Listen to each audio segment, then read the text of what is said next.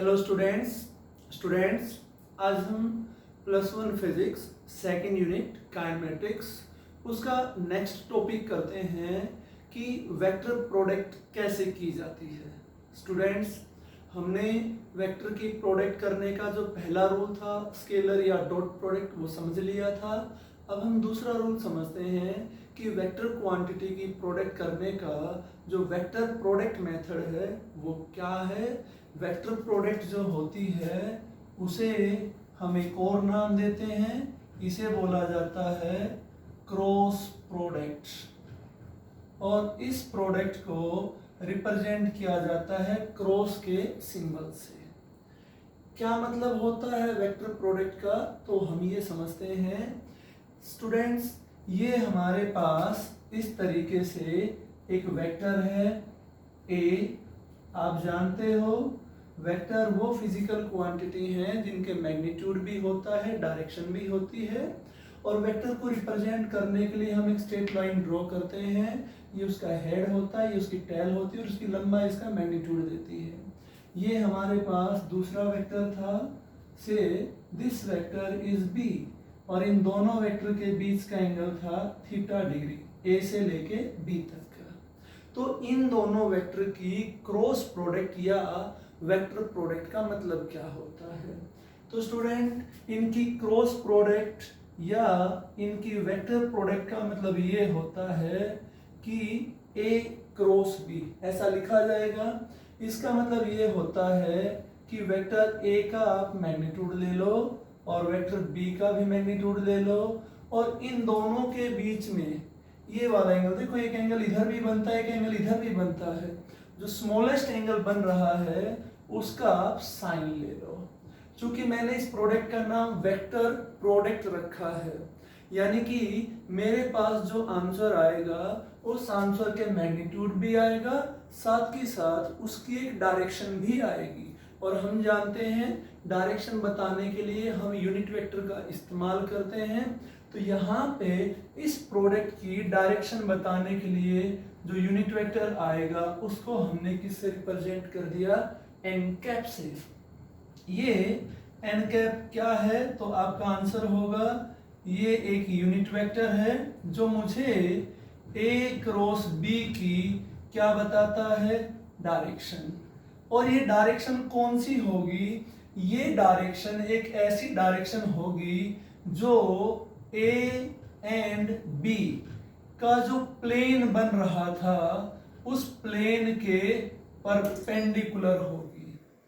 ए और बी का जो प्लेन बन रहा था ये उस प्लेन के परपेंडिकुलर होगी। और इसे देने के लिए जो रूल है वो है राइट हैंडेड स्क्रू रूल। इसको आप राइट हैंड रूल से भी समझ सकते हो। तो पहले मैं आपको यही बता देता हूं डायरेक्शन आप कैसे देंगे। तो स्टूडेंट, आप राइट हैंड को इस तरीके से पकड़ें कि आपकी जो फिंगर वो ए वेक्टर को रिप्रेजेंट करें। तो इन फिंगर को बी वेक्टर की तरफ रोटेट करो, अंदर की तरफ लेके जाओ। अब जो आपका थंब है वो थंब आपको डायरेक्शन देगा ए क्रॉस बी की, यानी कि ए यदि इधर है बी अंदर है, तो मैं उंगलियों को अंदर की तरफ लेके गया, अंगूठा ऊपर आया था तो प्रोडक्ट की डायरेक्शन ऊपर आई। पर ए यदि उधर है बी आपकी तरफ है तो उंगलियों को पीछे तो घुमा नहीं सकता हूं, हाथ को ऐसा करना पड़ेगा, आपकी तरफ लेके आऊंगा। अब थंब कहां आ गया, नीचे। तो अब वो डायरेक्शन अभी क्या थी, ए उधर है बी अंदर है, तो मेरी डायरेक्शन इधर आ रही थी। लेकिन यदि ऐसा होता कि ए इस तरफ होता और बी इस तरफ होता और मैं ऐसा जाता, तो ऐसे अंगूठा नीचे आ रहा है, अब इसकी डायरेक्शन कौन सी हो जाती, डाउनवर्ड। तो वापिस समझ लें वेक्टर प्रोडक्ट क्या होती है। पहला क्वेश्चन तो ये आता है इस प्रोडक्ट को वेक्टर क्यों नाम देते हैं, क्योंकि इस प्रोडक्ट का मैग्नीट्यूड भी आता है, साथ के साथ इसकी डायरेक्शन भी आती है, तो हम इसको वेक्टर नाम देते हैं। वेक्टर प्रोडक्ट का मीनिंग क्या होता है, तो वेक्टर प्रोडक्ट का मीनिंग क्या होता है कि उन दोनों वेक्टर जिनकी हमने प्रोडक्ट लेनी है उनका मैग्नीट्यूड ले लो, उनके बीच में जो स्मॉलर एंगल है उस एंगल का साइन ले लो, ये उस प्रोडक्ट का मैग्नीट्यूड आ जाएगा और उसकी डायरेक्शन यूनिट वेक्टर से रिप्रेजेंट की जाती है जो कि इन दोनों वेक्टर का जो प्लेन आएगा उस प्लेन के परपेंडिकुलर। फॉर एग्जांपल ये देखो, I have two vector, one vector is blue, second vector is red, तो इन दोनों के प्लेन के परपेंडिकुलर या तो इधर या इधर, वो मैंने बताया कि कब ऊपर आएगी कब नीचे आएगी। अच्छा, उसके बाद अब हम कुछ समझते हैं पॉइंट्स इससे रिलेटेड। तो ये देखो स्पेशल केस, पहला स्पेशल केस देखो नंबर 1, इफ थीटा बराबर है 0 डिग्री। थीटा 0 डिग्री होने का क्या मतलब है? इसका मतलब ये हुआ कि इस डायरेक्शन में ही आपका वेक्टर ए है और इसी डायरेक्शन में आपका दूसरा वेक्टर भी है बी। ये ए है और इसी डायरेक्शन में दूसरा वेक्टर है बी। ऐसे केस में दोनों एक दूसरे के क्या हो गए? पैरेलल, यानी कि एंगल 0 हो गया और साइन 0 की वैल्यू कितनी होती है? 0। तो जब आप यहाँ पे 0 रखोगे तो आपके पास a क्रॉस b कितना आ गया? 0। आंसर आ गया। यदि दो वेक्टर पैरेलल हैं, दिस इज वेरी इंपॉर्टेंट, यदि दो वेक्टर पैरेलल हैं तो उनकी क्रॉस प्रोडक्ट या वेक्टर प्रोडक्ट क्या आएगी? 0। ठीक है। अच्छा, दूसरा केस क्या आ जाएगा? If theta is 90 degree, that is ये वेक्टर ए, मैं अभी सिर्फ मैग्नीट्यूड की बात कर रहा हूं, डायरेक्शन की बात मैं नहीं कर रहा हूं। ये एक वेक्टर ए है और ये एक वेक्टर बी है और इन दोनों के बीच ये एंगल कितने डिग्री का है? 90। तो आप जानते हो साइन 90 की वैल्यू कितनी होती है? आंसर आएगा 1। तो जब यहाँ पे 1 रखेंगे तो हमारे पास ए क्रॉस बी क्या बच गया? ए का मैग्नीट्यूड, बी का मैग्नीट्यूड, साइन 90 कितना होता है? 1। मैं बोल रहा हूं, मैं सिर्फ मैग्नीट्यूड की बात कर रहा हूं। इस समय ये वैल्यू कैसी रहेगी? मैक्सिमम। दो वेक्टर की वेक्टर प्रोडक्ट कब मैक्सिमम होती है? यदि वो दोनों वेक्टर एक दूसरे के क्या रहे? परपेंडिकुलर। तीसरा case, if A is anti parallel to B. ध्यान दो, एंटी पैरेलल का मतलब ये हो गया, इस तरफ आपका ए है, इस तरफ आपका बी है और ये जो एंगल है ये 180 है। मतलब एक वेक्टर आपका उधर है, दूसरा वेक्टर आपका इस तरफ है। तो जो साइन 180 होता है इसकी वैल्यू होती है 0। तो अगेन ए क्रॉस बी आपका कितना आ गया? 0 डिग्री। तो ये हमारे पास 3 केस हो गए कि जब दो वेक्टर पैरेलल हो तो क्या होगा, एंटी पैरेलल हो तो क्या होगा, और वो परपेंडिकुलर हो तो क्या होगा। आपको जो याद रखना है, जिसकी न्यूमेरिकल में मुझे जरूरत पड़ेगी, ये वाला केस है और ये वाला केस। यदि परपेंडिकुलर होंगे तो वो वैल्यू मैक्सिमम बचेगी और पैरेलल होंगे तो वो वैल्यू क्या आ जाएगी? 0। अच्छा, अब इसी प्रोडक्ट को हम समझते हैं यूनिट वेक्टर के टर्म्स में। अगर हमें यूनिट वेक्टर दे रखे हों तो इस प्रोडक्ट को हम कैसे निकालेंगे? यूनिट वेक्टर स्टूडेंट आप सभी जानते हो, यूनिट वेक्टर ऐसे वेक्टर होते हैं जिनका मैग्नीट्यूड 1 होता है और डायरेक्शन वही होती है जो कि मेन वेक्टर की होती है। तो बेसिकली यूनिट वेक्टर हमें उस मैग्नीट्यूड की डायरेक्शन देता है। अब देखो, जो हम टॉपिक कर रहे हैं वो क्या थी? इसी वेक्टर प्रोडक्ट को यूनिट वेक्टर की टर्म में समझते हैं। तो ये देखो, ये कौन सी एक्सिस है हमारे पास? सपोज कर लो x। इस डायरेक्शन में यूनिट वेक्टर को हम किससे रिप्रेजेंट करते हैं? I से, आप सभी जानते हो। ये कौन सी डायरेक्शन है? ये कौन सी एक्सिस है? y। और यहाँ यूनिट वेक्टर को हम j से लिखते हैं और ये आपकी तरफ बाहर। अब बोर्ड 2D में है, प्लेन में है, दिखा तो नहीं सकता हूं पर मैं इसको ज्यूम कर सकता हूं। ये कौन सी एक्सिस है? z और ये कौन हो गया? k। The situation is like this. अगर आप सिचुएशन को समझोगे तो सिचुएशन ये हो गई, ये देखो, ये आपकी हो गई x एक्सिस, ये आपकी हो गई y एक्सिस, दोनों एक दूसरे के क्या है, ध्यान से देखो, परपेंडिकुलर, और ये आपकी हो गई जेड एक्सिस। यदि आप ध्यान दोगे तो चाहे ग्रीन और रेड के बीच का एंगल, ये देखो 90 डिग्री, ग्रीन और ब्लू के बीच का एंगल 90 डिग्री, ग्रीन और ब्लू और रेड के बीच का एंगल 90 डिग्री, मतलब तीनों एक्सिस एक दूसरे तीसरे के परपेंडिकुलर हैं। और ये आपको दिख रहा है, एक्स एक्सिस में यूनिट वेक्टर आई लिया है, वाई में जे, जेड में के, ये हो गया ओरिजिन। इसका मतलब आप ये भी लगा सकते हो कि यदि मुझे इधर आना पड़ जाता इस तरफ, ये कौन सी एक्सिस थी, नेगेटिव एक्सिस, तो यहाँ डायरेक्शन बताने के लिए मैं नेगेटिव आई का इस्तेमाल करता। ये कौन सी एक्सिस हो जाती, माइनस वाई, तो यहाँ डायरेक्शन बताने के लिए मैं माइनस जे का इस्तेमाल कर लेता। और ये कौन सी डायरेक्शन हो जाती, माइनस जेड, तो यहाँ मैं माइनस के का इस्तेमाल कर लेता।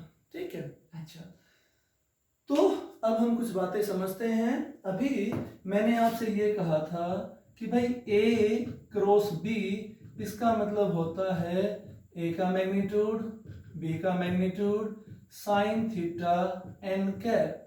और ये एन कैप क्या बताया था आपको, एक यूनिट वेक्टर जो परपेंडिकुलर होगा ए एंड बी का जो प्लेन आएगा उसके, और डायरेक्शन हम राइट हैंडेड स्क्रू रूल या राइट हैंड रूल से हम समझ लेते हैं। अच्छा, तो इसका मतलब क्या हो गया, ये देखो, अब मेरे को प्रोडक्ट करनी थी आई यूनिट वेक्टर की जे से। ध्यान से देखो, आई यूनिट वेक्टर की इसकी और इसकी प्रोडक्ट करनी थी, इन दोनों के बीच एंगल कितना है, आपका आंसर होगा 90 डिग्री। तो पहले का मैग्नीट्यूड, दूसरे का मैग्नीट्यूड साइन 90 डिग्री, और इधर मुझे क्या देनी है, डायरेक्शन। और ये डायरेक्शन इन दोनों के प्लेन के क्या आएगी, परपेंडिकुलर। ये देखो, ये इधर है, ये इधर है। अब अगर मैं उंगलियों को आई की डायरेक्शन में करता हूं और जे की तरफ लेके आता हूं, ऐसा, थंब किधर आ रहा है, आपकी तरफ, और आपकी तरफ कौन सी एक्सिस थी, जेड एक्सिस। जेड एक्सिस का यूनिट वेक्टर कौन है, के। तो ये दोबारा ध्यान से समझ लो, उंगलियों को ए वेक्टर आई की डायरेक्शन में करा, बी की तरफ जे की तरफ आना है, थंब किसकी डायरेक्शन रिप्रेजेंट करेगा, प्रोडक्ट, और ये डायरेक्शन कौन सी आ गई, के। तो यूनिट वेक्टर का मैग्नीट्यूड 1 sin 91, आंसर आ गया के कैप। आप ध्यान रखेंगे आई क्रॉस जे कितना आ गया, के कैप। अच्छा, आपको जे क्रॉस के निकालना है, तो जे का मैग्नीट्यूड, के का मैग्नीट्यूड, जे किधर है आपका, जे आपका ऊपर है, के आपका इस तरफ है, ऐसे। तो बोर्ड पे तो आपको दिख नहीं रहा है, पर मैं तिरछा करके दिखाता हूं। ये आपका के था, ये जे था, कितना एंगल है दोनों के बीच, आंसर हो गया 90 डिग्री। तो 90 डिग्री आंसर हो गया, तो यहाँ पे 90 लिखा। अब दूसरी बात, डायरेक्शन किधर आएगी, तो डायरेक्शन देखो, अभी मैंने आपसे क्या कहा था, उंगलियों को इसकी डायरेक्शन में कर लो, जे किधर है, ऊपर, और लेके आओ दूसरे वेक्टर की तरफ, के की तरफ। तो देखो, ऐसे उंगलियां कर ली और मैं इसकी तरफ लेके आता हूं, तो ऐसा तो आया नहीं जाएगा, तो ऐसे उंगलियां कर ली और इधर लेके आता हूं, अंगूठा किधर है, उस तरफ। देखो, उंगलियों को इधर कर दिया, इधर कई बच्चे क्या करेंगे, ऐसे घुमा देंगे, नहीं, हमने तो आपकी तरफ आना है, ऐसे, तो अंगूठा उधर आ गया, उस तरफ एक्स एक्सिस है, एक्स एक्सिस में कौन बच रहा है, आई। तो यहाँ पे जो मैं लिखूंगा वो कौन हो जाएगा, आई। तो ये 1 1 1 आई कैप। ओके, तो जे क्रॉस के आपका कितना आ गया, आई कैप। अच्छा, अब हम ले लेते हैं के क्रॉस आई को। किसको बोला है मैंने, के क्रॉस आई। के किधर है, तो के आपकी तरफ है और आई उस तरफ है, ऐसे। अब देखो, उसी तरीके से मैं रोटेट करूंगा, के की तरफ उंगलियां करके आई की तरफ जाऊंगा, अंगूठा किधर आ गया, ऊपर। ऊपर कौन सी एक्सिस है, तो आप देख रहे होगे, के का मैग्नीट्यूड, आई का मैग्नीट्यूड, साइन 90, और ऊपर वाली एक्सिस जे। तो ये 1 1 1 जे। मेरे पास के क्रॉस आई कितना बच गया, आंसर आप दोगे सर, जे। वापिस समझ लो, हमारे पास तीन बातें आ गई जो आपने ध्यान देनी है कि आई, अब देखो इन्हीं चीजों को ऐसे ना करके मैं एक शॉर्टकट बताता हूं जिससे आप याद करोगे, और वो शॉर्टकट ये है, आप ऐसे लिखोगे आई जे के, ऐसा लिख लोगे। अब आप आई क्रॉस जे करते हो, ऐसे जे क्रॉस के करते हो, के क्रॉस आई करते हो, तो आप कैसी डायरेक्शन में जा रहे हो? तो हमारा आंसर होगा क्लॉकवाइज डायरेक्शन में। जब हम क्लॉकवाइज चलते हैं, आई क्रॉस जे करेंगे, तो हमारा जो आंसर आएगा वो कौन बचेगा? के। जे क्रॉस के करेंगे तो आंसर कौन बचेगा? आई। के क्रॉस आई करेंगे तो आंसर कौन बचेगा? जे। सिमिलरली यदि आपको उल्टा चलना पड़ जाए, उल्टा कैसा? Anti clockwise. एंटी क्लॉकवाइज का मतलब ये आपके पास आई है, ये आपके पास जे है, ये आपके पास के है। आपको आई से के की तरफ आना पड़े तो आंसर बचेगा नेगेटिव जे। यानी क्या बोला है? अभी तक मेरे आंसर कैसे बच रहे थे? पॉजिटिव, पॉजिटिव में कौन सी वैल्यू बच जाती थी? नेक्स्ट। उल्टा जब हम चलेंगे तो वैल्यू नेगेटिव में बचेंगी, कौन सी? नेक्स्ट। जैसे आई से के की तरफ आया तो कौन बच गया? जे, लेकिन निशान किसका आ जाएगा? माइनस का। के से जे की तरफ गए, कौन बचेगा? आई, निशान किसका आ जाएगा? माइनस का। जे से आई की तरफ आए, कौन बचेगा? के, निशान किसका आ जाएगा? माइनस का। अब आंसर आता है सर ये माइनस क्यों बोला आपने? तो मैं आपको बताता हूं, ध्यान देना। ये देखो, इसको हम करके देख लेते हैं कि मुझे आई क्रॉस जे नहीं करना, मुझे अब जे क्रॉस आई करना है। मुझे करना है जे क्रॉस आई। तो ये देखो, जे आपका किस तरफ है? ऊपर। आई किधर है? नीचे। पहले तो आप ऐसा घूमे थे, इधर आंसर आया था पॉजिटिव जेड एक्सिस। अब आप ऐसा घूमोगे जे से आई, तो ये देखो जे का मैग्नीट्यूड, आई का मैग्नीट्यूड और साइन 90। अब बात आती है डायरेक्शन की। देखो जे का है ऊपर और आई की तरफ आओ, अंगूठा अंदर आ रहा है, अंदर। अंदर की तरफ कौन सी एक्सिस? Negative Z axis. और नेगेटिव जेड को किससे रिप्रेजेंट करेंगे? तो आंसर आएगा माइनस के से। 1 1 1 माइनस के। क्या आंसर आ गया? माइनस के। तो आपने याद रखना है। अच्छा, अब आता है आई क्रॉस आई निकालो, जे क्रॉस जे और के क्रॉस के। अब हमने ये निकालने हैं आई क्रॉस आई। कैसे निकालेंगे? ध्यान से देखो, आई आपका इस डायरेक्शन में है और दूसरा वेक्टर भी मैं इसी डायरेक्शन में ले लेता हूं। ये बताओ मुझे दोनों के बीच एंगल कितना हुआ? दोनों पैरेलल हैं तो एंगल कितना हो गया? 0 डिग्री। और आप जानते हो जब यहाँ पे साइन 0 रखोगे तो आंसर क्या आएगा? 0।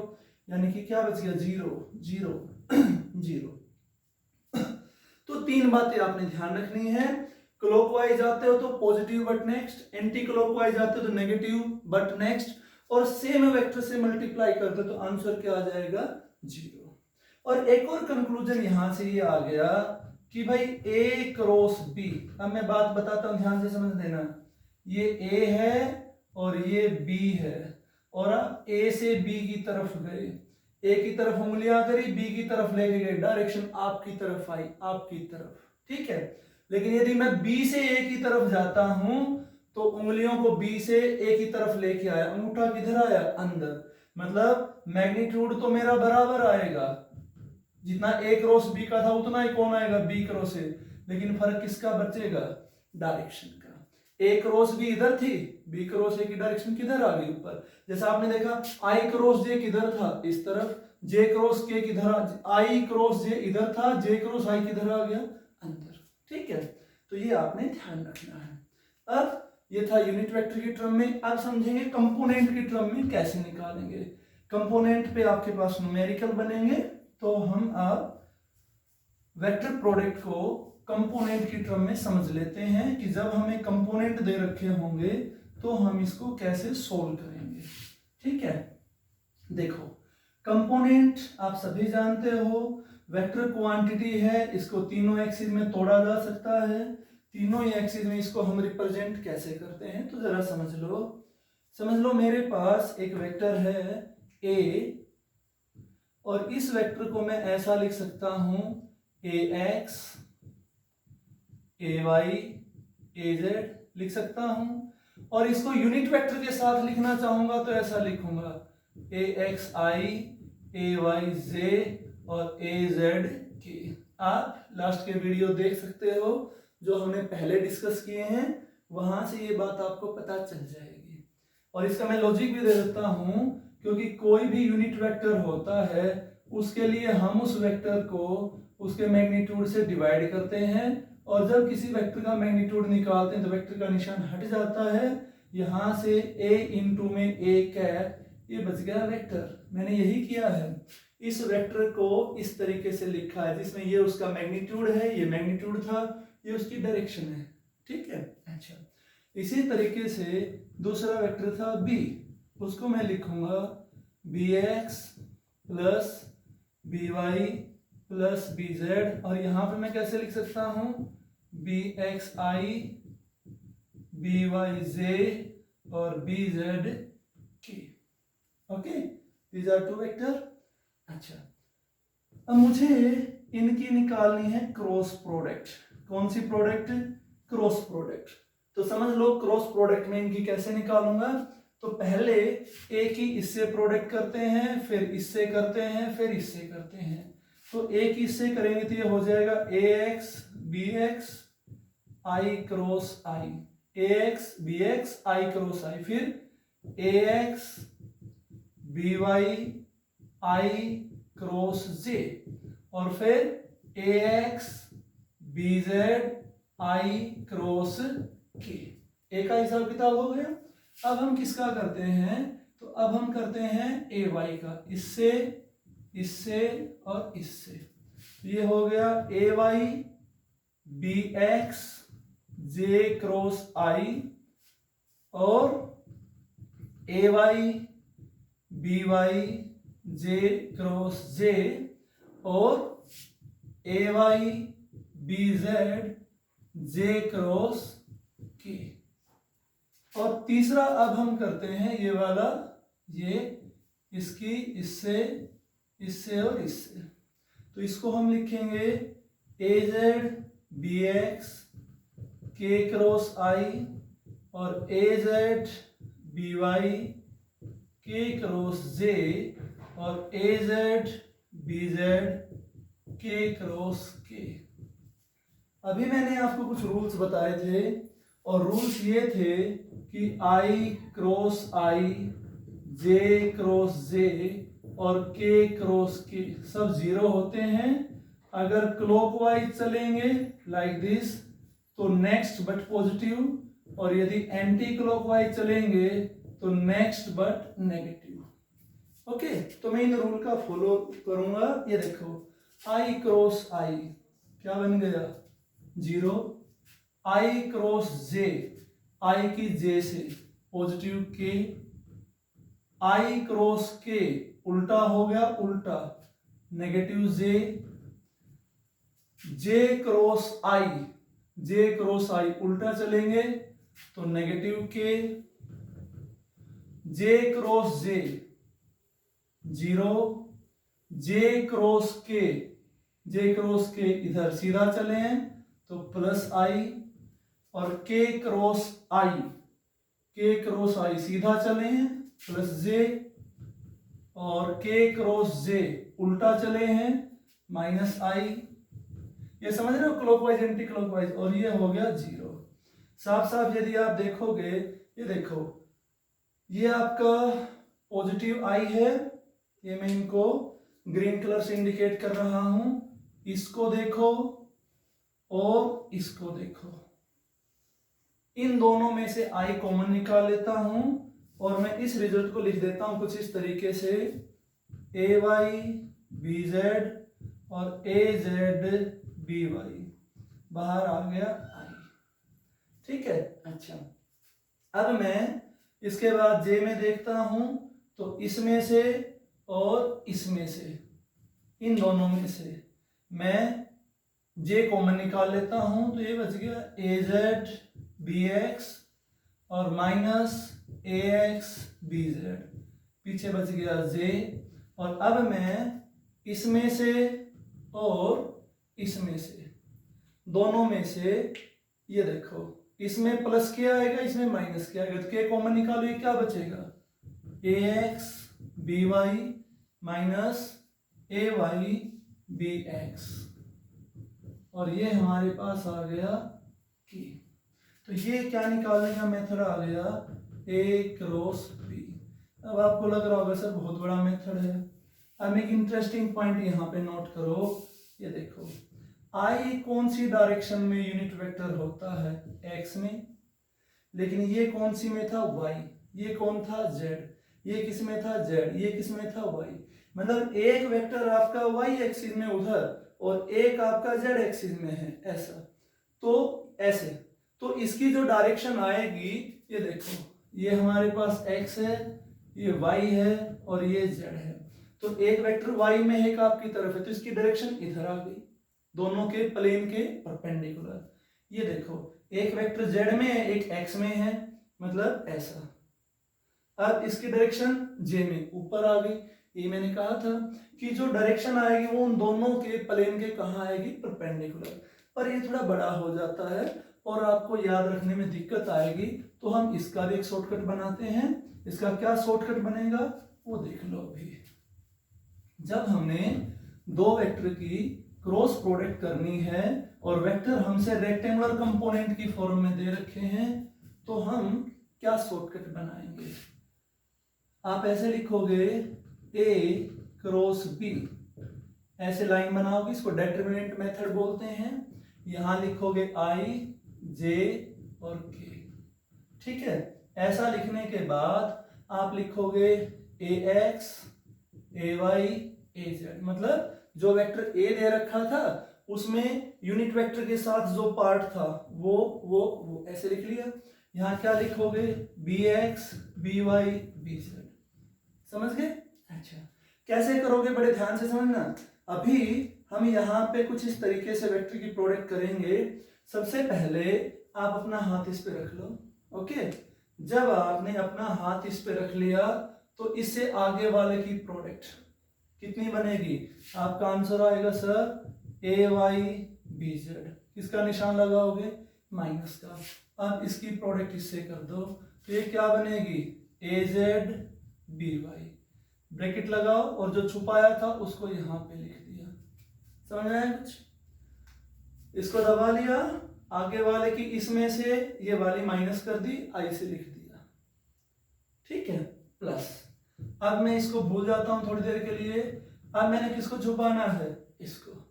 तो इसके आगे कौन है, ए जेड, उसकी इससे करनी है ये कितनी बनेगी, ए जेड बी एक्स। फिर इसकी करनी है इससे, और किसका निशान देना है बीच में, माइनस का, ए एक्स बी जेड, और किसको छुपाया था, जे को। अब आगे मैं क्या करूंगा, किसका नंबर आएगा, तो आपका आंसर आएगा के का। के को मैंने छुपा लिया, के आगे कौन है, ये A Z A X sorry B Y minus, फिर ये वाला ए वाई बी एक्स, और ये कौन आ गया, के। ध्यान से देखो आपने करना क्या है, तो ऑर्डर का ध्यान रखना है। पहले को छुपाया तो दूसरे तीसरे की प्रोडक्ट, ये इसमें से इसको छुपाया तो इसकी प्रोडक्ट में से ये घटाना है। कई बच्चे इसमें से उसको घटा देते हैं, ऑर्डर का ध्यान रखना है। दूसरे को छुपाया तो तीसरे और पहले की, तीसरे को छुपाया तो पहले दूसरे की। शॉर्टकट आ गया, कि आप ध्यान रखेंगे। इसकी जरूरत हमें तब पड़ेगी जब हम जो वेक्टर सोल्व कर रहे थे उनको सिंप्लीफाई करेंगे, उनके न्यूमेरिकल्स करेंगे, तब हमें इनकी जरूरत पड़ेगी। अच्छा, अब दो बातें आपने यहाँ पे और समझनी है कि ज्योमेट्रिकल लीन का क्या मीनिंग होता है। ये जो मैंने वेक्टर प्रोडक्ट बताई है इसका क्या मतलब होता है। तो जब न्यूमेरिकल आप करोगे तो ऐसे लिख लोगे, जैसे मैंने ए दे दिया आपको 2i + 3j - 5k, बी दे दिया 8i + 6j - 2k, ये आपको मैंने दे दिया। और आपने करना था a क्रॉस b, तो आप ऐसे लिखोगे ax 2 3 -5 8 6 -2, ठीक है। अच्छा, अब क्या करोगे, इसको ढक लोगे, इन दोनों की गुना, 3 दूनी 6, माइनस का 6 और माइनस में 6 5 30, माइनस का 30, माइनस माइनस प्लस, आई लिख दोगे, ठीक है। अच्छा, अब इसको ढक लोगे, -5 की 8 से करो तो माइनस का 40 और 2 की 2 से करो माइनस का 4, माइनस माइनस 4 प्लस का 4, जे लिख दोगे प्लस, इसको ढक लो, 6 दूनी 12 माइनस 3 8 24 की, तो ये बच गया आपके पास 24i माइनस 36j और माइनस 12 की। ध्यान दो, जो आपके पास a क्रॉस b आया है उसमें मैग्नीट्यूड भी है, डायरेक्शन भी है, मैग्नीट्यूड भी है, डायरेक्शन भी, मैग्नीट्यूड भी, डायरेक्शन भी, इसीलिए हम इसको वेक्टर प्रोडक्ट बोलते हैं। अगर कोई पूछ ले कि इसका मैग्नीट्यूड निकालो तो क्या करोगे, 24 का स्क्वायर, 36 का स्क्वायर और माइनस 12 का स्क्वायर, और ये इसका क्या आ जाएगा, मैग्नीट्यूड। और अब यदि हमें यूनिट वेक्टर की वैल्यू निकालनी थी तो आप जानते हो a क्रॉस b, मैंने आपसे क्या बोला था, a का मैग्नीट्यूड, b का magnitude, sine theta n cap, ठीक है। अच्छा, तो यहां से n कैप निकालने का एक नॉर्मल सा लॉजिक आ जाता है कि n कैप निकालने के लिए a क्रॉस b के मैग्नीट्यूड को, ये जो a क्रॉस b का मैग्नीट्यूड आया था, इसको हम ए बी साइन थीटा से डिवाइड कर देंगे और फिर हमारे पास वो आंसर आ जाएगा जो हम लेके आना चाहते थे। मतलब अगर हमें एन कैप निकालनी है तो ए क्रॉस बी वेक्टर को इसके मैग्नीट्यूड से क्या कर देना, डिवाइड, ठीक है। अच्छा, अब जो मैं बात कर रहा था उस पर आ जाते हैं। मैं बता रहा था कि यदि आपको वेक्टर पता है तो आप किसी पैरेललोग्राम का एरिया या ट्रायंगल का एरिया कैसे समझ सकते हो। ध्यान से समझना, जो टॉपिक अभी आपको बताया जा रहा है वो ये है कि अगर आपको दो वेक्टर दे रखे हैं, और वो दोनों वेक्टर, ये देखो, ये वेक्टर दे दिया a और ये वेक्टर दे दिया b, और ये इनके बीच का हो गया एंगल थीटा, और ये दोनों वेक्टर किसी पैरेललोग्राम को रिप्रेजेंट करते हैं। आई एम सेइंग किसको रिप्रेजेंट करते हैं, पैरेललोग्राम को, ठीक है। तो a क्रॉस b इस पैरेललोग्राम का क्या देगी, एरिया। कैसे, देखो, ये देखो, ये इसकी कौन हो गई, हाइट, ओके। डायग्राम से देखो, परपेंडिकुलर बटे बेस कौन होता है, साइन थीटा, h कौन हो गया, b साइन थीटा। अब वापिस आ जाओ, a क्रॉस b बराबर होता है, मैं सिर्फ मैग्नीट्यूड की बात कर रहा हूं, मैं डायरेक्शन की बात नहीं कर रहा हूं। a क्रॉस b क्या होता है, a का मैग्नीट्यूड, b का magnitude, sine theta n cap. n cap हमें क्या देता था, प्रोडक्ट की डायरेक्शन। अभी मैं सिर्फ किसकी बात कर रहा हूं, मैग्नीट्यूड की। डायरेक्शन को थोड़ी देर के लिए भूल जाओ। ये किसी वेक्टर का magnitude a b sine theta, ये बच गया, थोड़ी देर के लिए इसको अवॉइड कर दिया। b साइन थीटा क्या है आपका, h, a क्या है उस पैरेललोग्राम का बेस, h क्या है उसकी हाइट, और a क्या हो गया, एरिया ऑफ पैरेललोग्राम।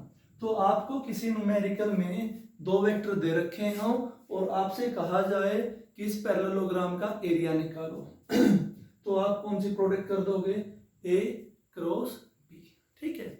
इसी तरीके से आपको दो वेक्टर दे रखे हैं, एक वेक्टर a है और दूसरा वेक्टर b है, और ये इनके बीच का एंगल थीटा है, और आप इन दो वेक्टर की मदद से एक ट्रायंगल बना लेते हैं इस तरीके से, ठीक है।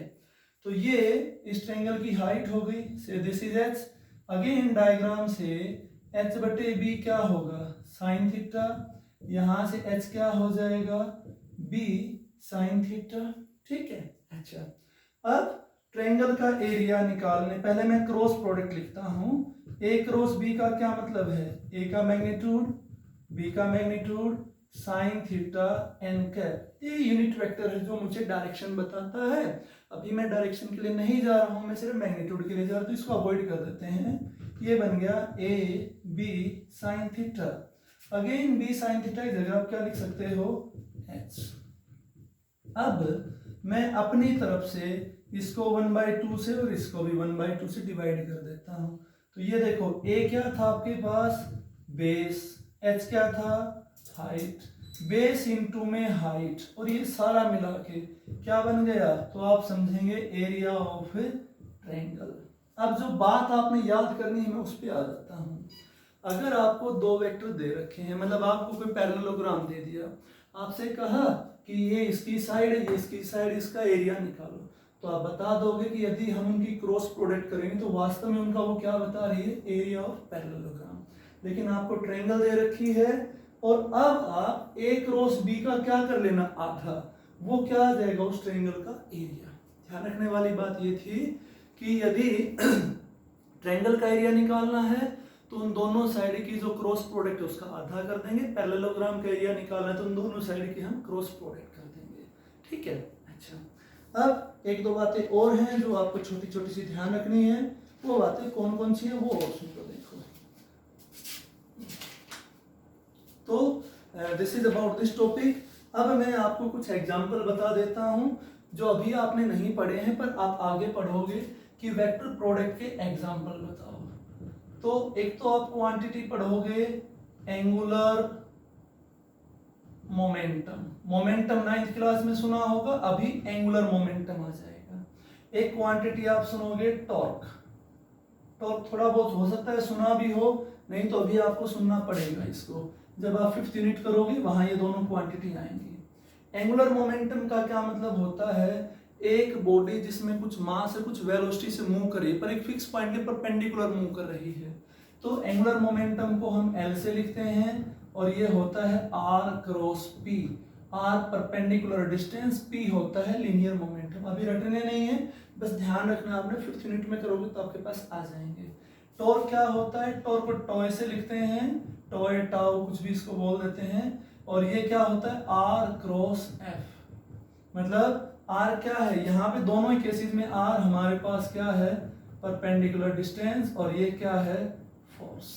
देखो ये देखो, इस ब्लैक मार्कर पे एक फोर्स आपकी तरफ लगा है ऐसा, एक फोर्स इधर लगा, क्या हो गया, ऐसा रहेगा, घूमने लग जाएगा, तो टॉर्क के कारण टर्निंग इफेक्ट आता है। टर्निंग इफेक्ट जहां होता है वहां टॉर्क लगता है, आप ये भी समझ सकते हो। तो जैसे स्केलर प्रोडक्ट में आपको मैंने बताया था पावर निकालनी हो, वर्क निकालना, तो हम स्केलर प्रोडक्ट करेंगे। यहाँ पे क्या था, वेक्टर प्रोडक्ट कब करेंगे, हमें एंगुलर मोमेंटम निकालना हो, टॉर्क निकालना हो। तो this is about vector product. Vector product क्या होती है, उसको वेक्टर प्रोडक्ट ही क्यों बोलते हैं, क्योंकि आंसर आता है उसके मैग्नीट्यूड भी आता है, साथ में डायरेक्शन भी आती है। और वेक्टर प्रोडक्ट के स्पेशल केस यूनिट वेक्टर के क्रम में कैसे समझा, रेक्टेंगुलर कंपोनेंट के क्रम में कैसे समझा, क्या उसके एग्जांपल हैं, पैरेललोग्राम का एरिया निकालना हो तो वेक्टर प्रोडक्ट कैसे लिखेंगे, ट्रायंगल का एरिया निकालना हो तो वेक्टर प्रोडक्ट हम कैसे लिखेंगे। ये था आपका वेक्टर प्रोडक्ट का। Thank you.